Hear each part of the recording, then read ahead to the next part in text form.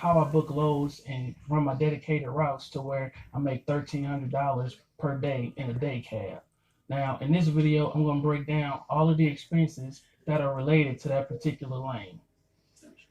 Now, like I said in my previous video, bringing $1,300 on this particular run. Now, that $1,300 is broken up between two loads. One is my dedicated load that pays $818, and usually on the second load, averages anywhere from 450 to 550. So, for example's sake, I'm just calling it 550. I'm sorry, 500 for a total of 1318. Now, the expenses that are related to this run. I have a quick pay fee. So what that is I can go through my broker and get paid within 48 hours on this load for a 1.5% fee. Now, I also have a factoring company, but because the 1.5% quick pay fee is cheaper than my factoring fee, I usually just quick pay my dedicated load. So 1.5% of 818, that comes out to be $12. Now, my factoring fee, the $500 load, I'm paying a factoring fee of 3%. So that's $15. Fuel expenses. Now, like I said in the previous video, it's 430 miles. Now, I've calculated that my trucks spend about 60 cents per mile on fuel. So 60 cents on 430 miles is $258.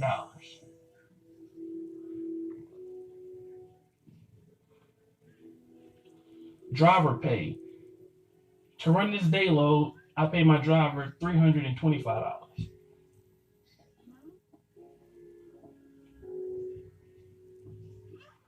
Now, a lot of people in the comments were saying, what about insurance? Well, insurance is a fixed overhead expense. So it's not something that you necessarily calculate on a per load basis. However, to simplify things and, answer the question, I've broken out my insurance and made it, I gave it a day rate. Now, my truck, the insurance on this truck is $1,500 a month. So over a 30-day period, that's about $50 a day. So insurance costs $50.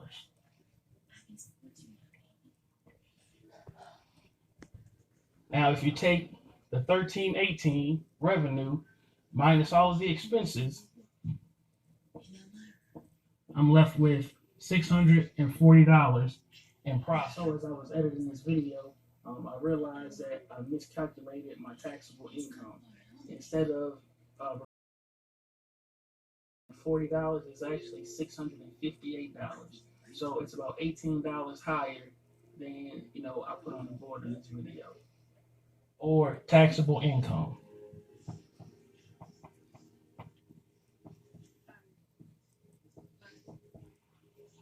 Now, notice one thing that's missing. I don't have a line item for a truck payment.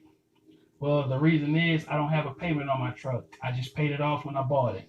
So there is no truck payment. Another big thing that people in the comments were asking about was maintenance. My maintenance expenses. Well, I don't calculate maintenance expenses in this formula because the truck doesn't have a maintenance expense every day. So what some people do is they set up a maintenance fund where they may take a certain percentage of their daily revenue, or take a per mile cost approach to calculating how much they should be holding to the side for holding to the side for maintenance. Now, I know a gentleman who he uses 10 cents per mile as his maintenance reserve. So in our example of 430 miles, this is a 430-mile trip. 10 cents of that would be 10 cents per mile would be $43. So if we did have a separate maintenance account,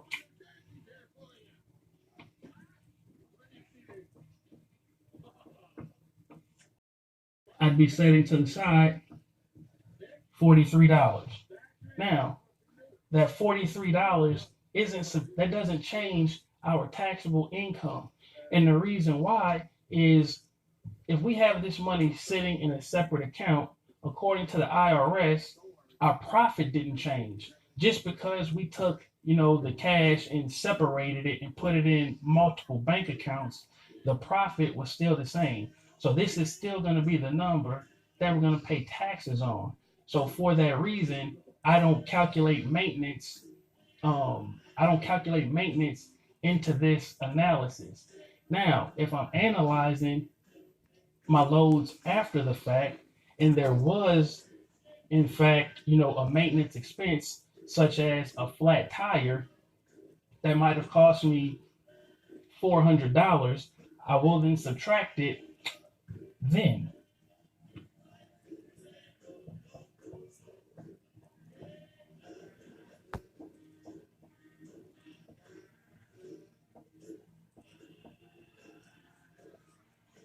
So in that case, the taxable income or my profit for the day is $240. But again, because I don't have a maintenance issue every trip, um, I don't factor that in to my income because the only times that maintenance would be deductible is if we actually incurred the expense. Otherwise, we're going to be paying taxes on our taxable income.